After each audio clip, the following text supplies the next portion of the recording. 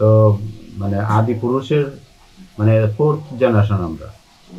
আমরা তো fourth generation. আমাদের পিতার নাম, পিতামহের নাম, প্রপিতামহের নাম, মানে অর্থাৎ বড় বাবা, দাদু, পিতা, আমাদের নাম সহ পরবর্তী জেনারেশন সবকিছু কি মানে জানা আছে কি না? আমার বাবার যে বাবা, হুম আমার যে দাদু, হুম দাদুর নামটা আমার জানা আছে। হ্যাঁ, তার বড় দাদু যে আছে, বড় দাদুর নামটা আমার মনে নেই। হুম আমার যে দাদু পুরাডি যে আমাদের যে বাড়ি ছিল, হুম। তো এই দাদু নামটা আমার মনে আছে একদম স্পষ্ট, হুম। দৌলদীপ সাহা। আচ্ছা, এখন বিষয়টা হলো ধরণী শাহ কিন্তু আমাদের আপন দাদু না। এখানে বিষয়টা একটু কনফিউজ। তুমি তোমার মূলত হলো কি, আমি একটু শুরু করি প্রথম থেকে। বিষয়টা হলো আমাদের পূর্বপুরুষ ছিল আমরা মূলত সাহা বর্ণে। আমাদের মধ্যে তো বিভিন্ন বর্ণ গোত্র আছে, আর সাহা বর্ণের আলম্বায়ন গোত্রের আমরা অধিকারী। পূর্বপুরুষ থেকে আমরা সাহা বর্ণের, আমাদের পূর্বপুরুষ অর্থাৎ আমার বড় বাবা অর্থাৎ প্রপিতামহ, ওনার নাম ছিল দীননাথ সাহা। দীননাথ সাহা। তো দীননাথ সাহা উনি কিন্তু এন্ট্রেন্স পাস ছিল ব্রিটিশ আমলে। এন্ট্রেন্স পাস ছিল, ওনার ছবি হলো এটা।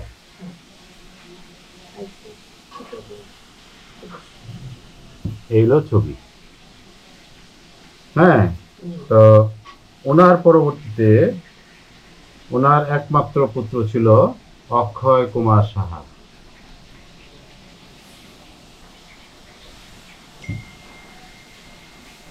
তো এখানে আমাদের পূর্বপুরুষদের 4টা তালুক ছিল, অর্থাৎ আমরা পূর্বপুরুষরা 4টা তালুকের অধিকারী ছিল, অর্থাৎ তালুকদার ছিল। এবং আমাদের গ্রামের বাড়িতে, পুরাটি গ্রামে আমাদের বিল্ডিং ছিল, বিরাট আকারের বিল্ডিং ছিল, তহসিল অফিস ছিল একটা। হ্যাঁ, এবং স্টাফ যারা নায়েব ছিল, নায়েবদের থাকার ব্যবস্থা, কোয়ার্টারও ছিল। তো ওইখানে আমাদের যে ব্রিটিশ গভর্নমেন্টের আমলে আমরা, আমাদের পূর্বপুরুষরা পর্যাপ্ত পরিমাণ রাজস্ব ব্রিটিশ গভর্নমেন্টকে দেওয়ার কারণে, হ্যাঁ, তো ব্রিটিশ গভর্নমেন্ট আমাদেরকে রায় টাইটেল উপাধি ধারণ করছিল, দিয়েছিল।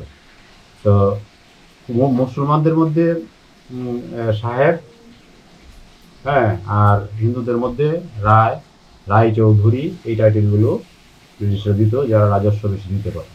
সেই হিসাবে আমরা রায় উপাধি ধারণ করি। তো আমাদের ব্রিটিশদের এই রায় উপাধি আমার দাদু অর্থাৎ অক্ষয় কুমার সাহা উনি এটা ধারণ করেননি।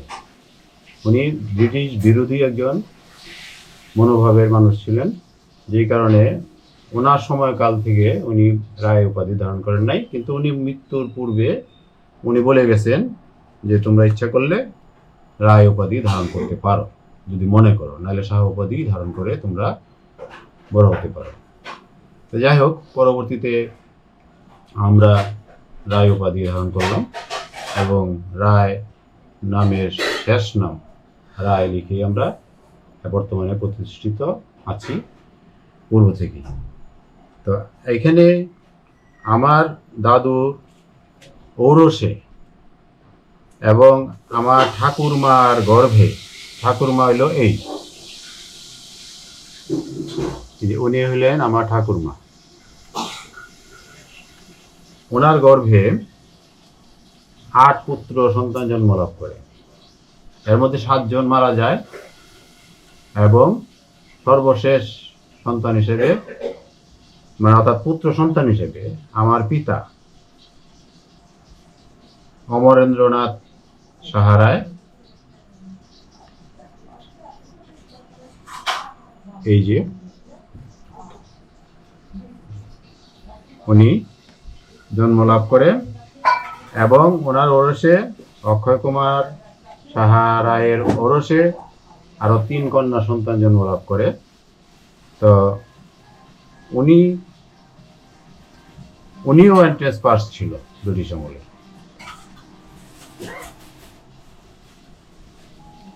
এই যে অক্ষয় কুমার সাহা আমার দাদু, অর্থাৎ আমার পিতামহ, উনি এন্ট্রান্স পাস ছিলেন। তা যার ফলে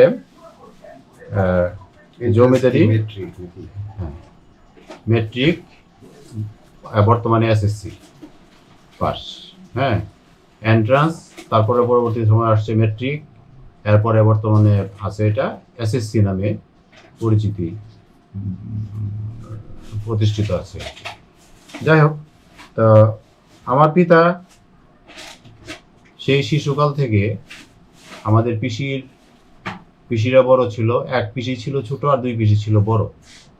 পিসিদের আদর যত্নে এই কলকাতাতেই পড়াশোনা করেছে এবং পড়াশোনা করা অবস্থায় যখন উনি গ্রাজুয়েশন কমপ্লিট করতেছিল, তখন পাকিস্তান ভারত ভাগ হয়ে যায়। তো সেই 48-এ তো গ্রাজুয়েশন কমপ্লিট করে আমার পিতা, এবং ওই বহরমপুর কলেজে উনি পড়াশোনা করেছেন। করার পরে ওই বহরমপুরে থাকাকালীন সময় যখন দেশ ভাগ হয়, তখন আমার পিতা অমরেন্দ্রনাথ সাহার ডাকনাম ছিল শঙ্কর সাহা রায়। তো উনি বহরমপুর শহরে বর্তমানে 6 কাঠা জমির উপর একটা হাফ বিল্ডিং ক্রয় করেছিলেন, 28 বিঘা জমি ক্রয় করেছিলেন, এবং কাশিমবাজার কুঠিতে 16,000 স্কোয়ার ফিটের পাকা গুদাম করেছিলেন, এবং 6,000 স্কোয়ার ফিটের আপনার পাটের ব্যবসার গোডাউন করেছিলেন নিজস্ব, এবং স্টাফ কোয়ার্টারও করেছিলেন, এবং কিছু খরিদও করেছিলেন। তো যাই হোক, দেশ বিভাগের পর পড়াশোনা শেষ করে উনি চাকরি না করে, আমার পিতা চাকরি না করে সেই তালুকদারি দেখার জন্য, ব্যবসা দেখার জন্য চলে আসে এই বর্তমানে বাংলাদেশ, তৎকালীন পূর্ব পাকিস্তানে। তালুকদারি বিষয়টা কি? তালুকদারি হলো মিনি জমিদার, অর্থাৎ শত শত বিঘা জমির মালিক, শত শত বিঘার জমির মালিক যারা, তারা হলো তালুকদার। অর্থাৎ একটা তালুকে 100 বিঘা বা 1000 বিঘা জমি থাকতে পারত। ক্ষুদ্র ক্ষুদ্র তালুকদারও ছিল, আবার বড় তালুকদারও ছিল। তাহলে বাবার কতটুকু ছিল? বাবার সেইটা আমার এখন মনে নাই, তবে আমার স্ত্রী থেকে আমি যতটুকু আমি জানি, বা বাবার কাছ থেকে আমি শুনেছি যে আমাদের প্রচুর জমি ছিল, এবং প্রচুর জমি ব্রিটিশ থেকে যখন দেশ ভাগ হইল 1950 সনে, যখন এসএটি অ্যাক্ট আমল চলে আসলো, অর্থাৎ জমিদারি তালুকদারি সত্ত্ব বিলুপ্ত হয়ে প্রজাসত্বের উদ্ভব হইল, তখন আমাদের 375 বিঘা জমি এবং বাড়ি, পাটের গুদাম, খারুল্লা বাজারে পাটের গুদাম, গদি, খারুল্লা বাজারের স্টাফ কোয়ার্টার, এগুলো আমাদের রেখে বাকিগুলো গভর্নমেন্ট ক্ষতিপূরণ দিয়ে নিয়ে গেল। পরবর্তীতে আমার পিতার ইন্ডিয়ার যায় নাই বা চাকরিও করে নাই, এখানেই যেমন সেবা করছে, আওয়ামী লীগ পার্টি করছে, করে এখানে আমাদেরকে মানুষ করছে। পরবর্তীতে স্বাধীনতা যখন সংগ্রাম শুরু হয় 1971 সনে, তখন আমাদের পরিবারটা 6টা ভাগে বিভক্ত হয়ে যায়। আমাদের যারা প্রজা ছিল, সেই প্রজারা আমাদের 2 ভাইকে নিয়ে যায় একজন আরেক 2 ভাইকে নিয়ে যায় আরেকজন, আমার 2 বোনকে নিয়ে যায় আমার এক আত্মীয় ধুরুয়া, আমাদের পাশের পুরাটি গ্রামের পাশে সম্পর্কে মাসি হতো উনি। তো আর আমার বাবাকে নিয়ে যায় এক প্রজা, আমাকে নিয়ে যায় এক প্রজা, আমাদের তালুকের প্রজা, এবং ব্যবসায়িক পার্টনারও ছিল এর মাঝে। 2 জন ছিল ব্যবসায়িক পার্টনার, আর তালুকের প্রজা ছিল 4 জন। আমরা 6টা ভাগে বিভক্ত হয়ে যাই পরিবার। তা আমাদেরকে যেহেতু সক্রিয়ভাবে এখানে পাওয়ারে ছিল, বঙ্গবন্ধু 70-এর নির্বাচনে যে 3টা সিট হারাইছিল, সেই 3টার মধ্যে পার্বত্য চট্টগ্রামে মানবেন্দ্র লারমা সিট, এবং আমাদের ঈশ্বরগঞ্জ নান্দাইল থানার সিট হারাইছিল, সেখানে পাশ করছিল মুসলিম লীগের নুরুল আমিন সাহেব, এবং সুনামগঞ্জে আরেকটা সিট হারাইছিল, সেটার নামটা আমার স্মরণ নাই ভদ্রলোকের। উনি এই 3টা সিট বাদে বাকি সবগুলো সিটই আমাদের প্রাণপ্রিয় নেতা বঙ্গবন্ধু শেখ মুজিব এর দল আওয়ামী লীগ পাশ করেছিল। পরবর্তীতে 71-এ যখন স্বাধীনতা সংগ্রাম শুরু হয়, স্বাধীনতা সংগ্রামের সময় আমরা এই দেশে 3 মাস ছিলাম বিভিন্ন জায়গায়, পরে একত্রিত হয়ে আমরা ভারতে চলে যাই। ভারতে গিয়ে মেঘালয়ের বালাট ক্যাম্পে আমরা অবস্থান গ্রহণ করি।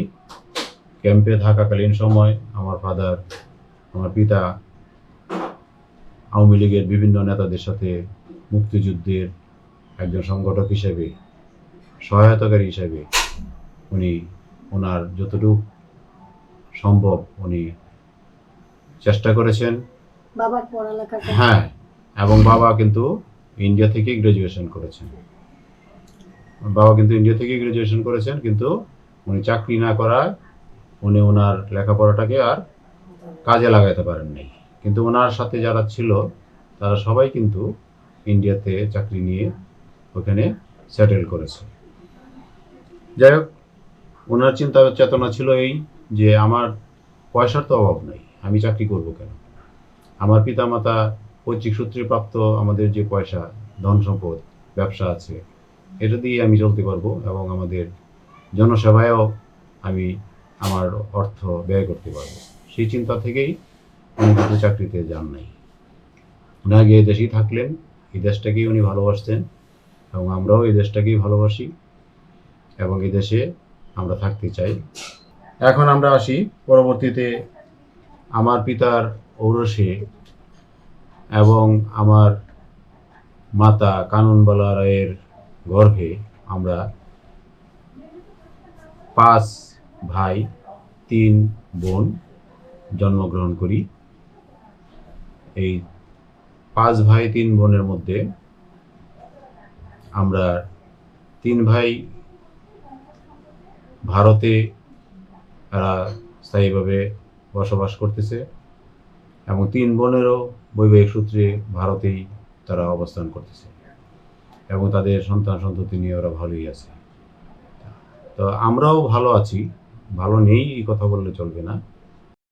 তো আমাদের 5 ভাই 3 বোনের মধ্যে আমাদের একটা গ্রুপ ছবি আছে, এই যে আমরা 5 ভাই মা সহ, এই হলো আমাদের এই ছবিটা।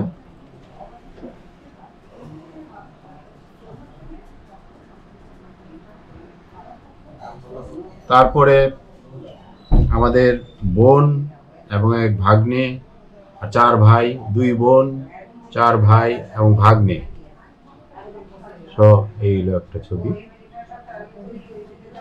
আর আমরা 5 ভাই 2 বোন, 2 ভাগ্নে ভাগ্নি, মা বাবা, 3 বোন, 3 বোন, 5 ভাই, মা বাবা, ভাগ্নে ভাগ্নি, একটা ছবি আছে, গ্রুপ ছবি। এরপরে সেই শিশুকালের আমার ছোট বোন পাপিয়া এবং আমার ছোট ভাই স্বপন সহ আমার মা বাবার একটা ছবি আছে, যেটা স্মৃতিতে আমি সংরক্ষণ করার চেষ্টা করছি।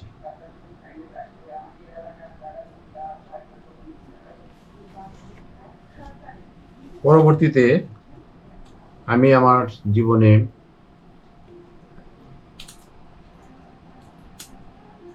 ওকালতি জীবনের প্রথম ছবি এগুলো। আমার স্ত্রীর বিবাহের পর ওকালতি জীবনের ছবি।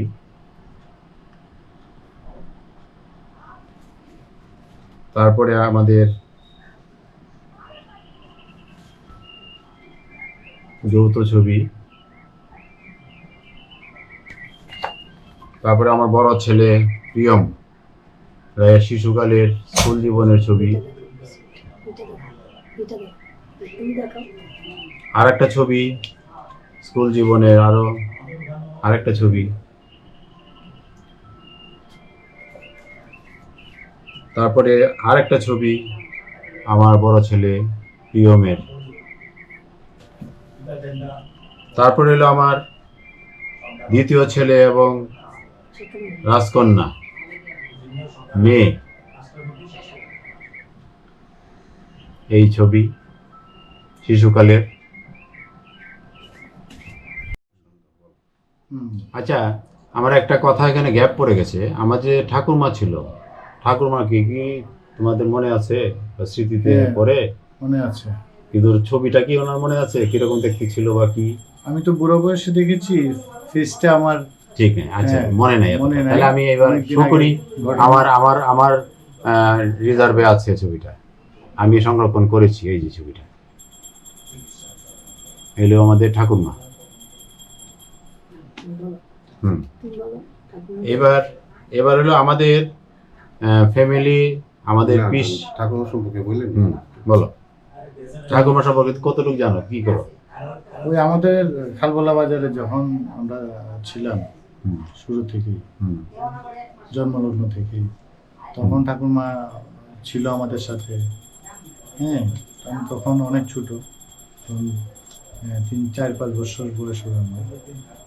হ্যাঁ, তখন উনি একটা লাঠি নিয়ে কুড়িয়ে কুড়িয়ে হাঁটতো, হাঁটতে পারতো। আমাদের ধরে এই কুড়িয়ে কুড়িয়ে হাঁটা অবস্থায় আমাদের জড়িয়ে ধরে অনেক আদর করতো। এগুলো মনে আছে আমার, এর বেশি আর আমার মনে নেই। দাদুর কথা কি মনে আছে? না, ওনারা আমার ওনারা অক্ষয় কি দাদুর কথা- ইন্ডিয়ান ছিল? ওনারা কোথায় তার ছিল? এই বাংলাদেশি? 18 বাড়ি? হ্যাঁ, ঠাকুমা তো ছিল আমাদের এখানে, ওনাদের জন্ম ওই 18 বাড়িতে? খালবোলাতে। আচ্ছা, ঠাকুরমার ব্যাপারটা হলো, ঠাকুমার পিতা পৈতৃক বাড়ি ছিল কাকাইলচর। কাকাইলচর সেটা হলো সম্ভবত অষ্টগ্রাম থানা অথবা নাসিরনগর থানা। এখানে আমার বাবা অর্থাৎ ফাদার্সের যে, আমি একটা এডুকেশনের বিষয়ে বলছি, এখানে শুধু গ্রাজুয়েশন করেছিল। শুধু গ্রাজুয়েশন করে উনি থেমে থাকেননি।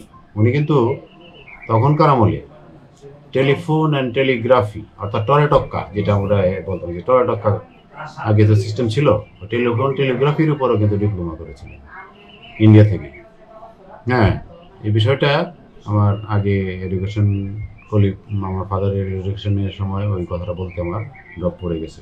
আমার পরিবারের ভগ্নিপতি, বোন, ভাগ্নে, 4 ভাই এর একটা ছবি আমাকে আর সংরক্ষিত আছে। এই ছবিটা আমি দেখাচ্ছি।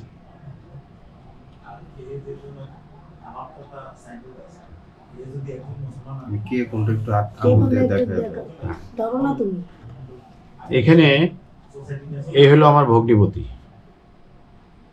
তারপরে শেষ। উনি বর্তমানে প্রয়াত। হ্যাঁ, হ্যাঁ, নেত্রকোনা দেখা যাবে না। বিয়ে হয়েছে নেত্রকোনায়, হ্যাঁ। আমাদের আদিবাস ছিল। হ্যাঁ, বলো তুমি বলো। বল। নেত্রকোনা পাটপট্টিতে ছিল হলো আমাদের ওই ভগ্নিপতির বাড়ি। তো আমার ওই বোনকে বিয়ে দিয়েছিলাম নেত্রকোনাতে। তো ওই ভগ্নিপতির ওই বোনের ঘরে 3 সন্তান ছিল, 1 ছেলে আর 2 মেয়ে।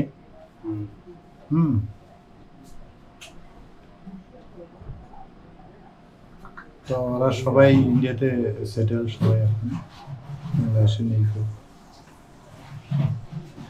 দেখো, ওখানে ছেলে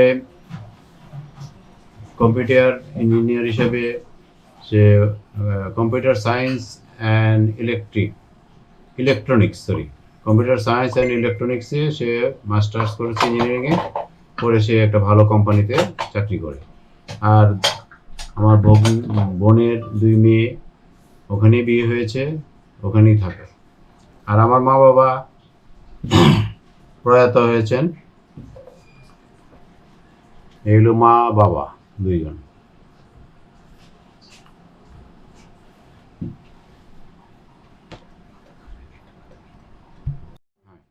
আমাদের এই আমি এবং আমার স্ত্রীর একটা ছোট্ট ছবি।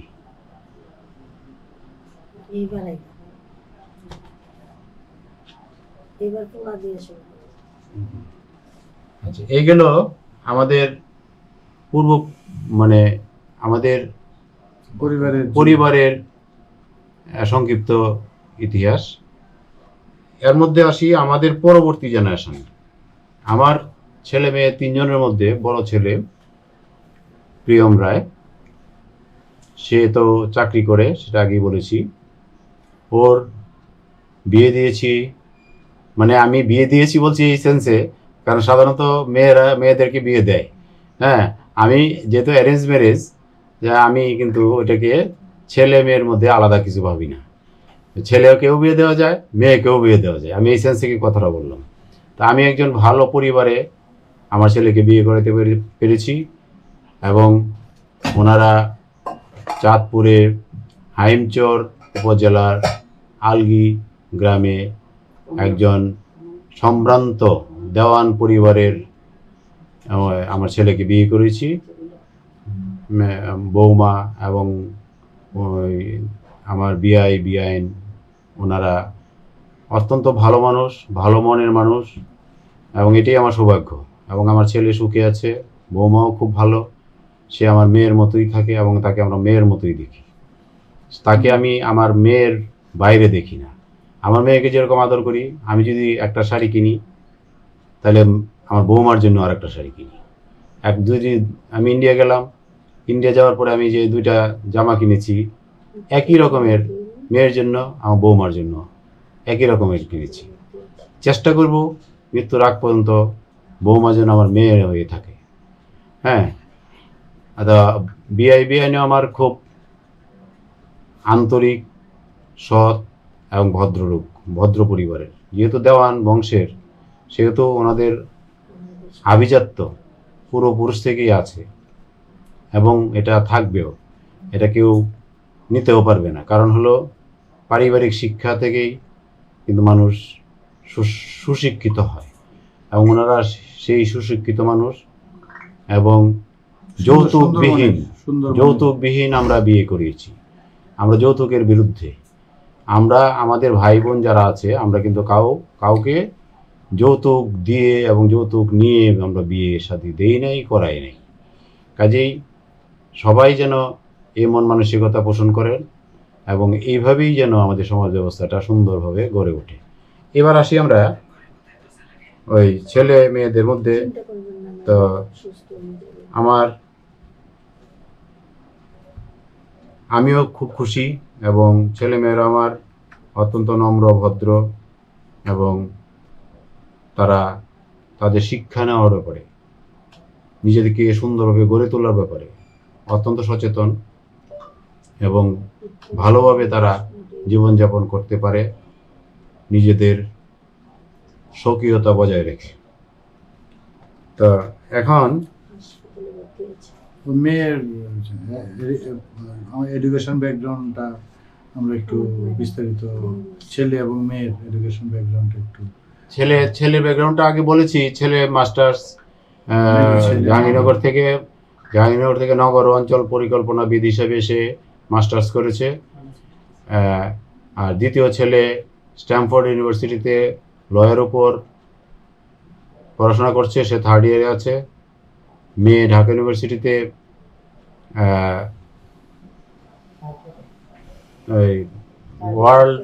ওয়ার্ল্ড রিলিজিয়ন অ্যান্ড কালচার সাবজেক্টে সে 3rd ইয়ারে পড়াশোনা করছে। আর আমার ছোট ছেলে আরেকজন আছে, যেটা ছোট ভাইয়ের ছেলে, তাকেও আমি কিন্তু আমার সন্তান হিসাবে আমি মনে করি এবং লালন পালন করি, ধারণ করি। তাকে আমি কিন্তু আমার সন্তানদের থেকে আলাদা করি না, আলাদাভাবে ভাবি না। ওকেও আমি আমার সন্তানের মতোই আদর যত্ন মনে প্রাণে করি। তার নাম হইল জয়ন্ত রায় প্রথম।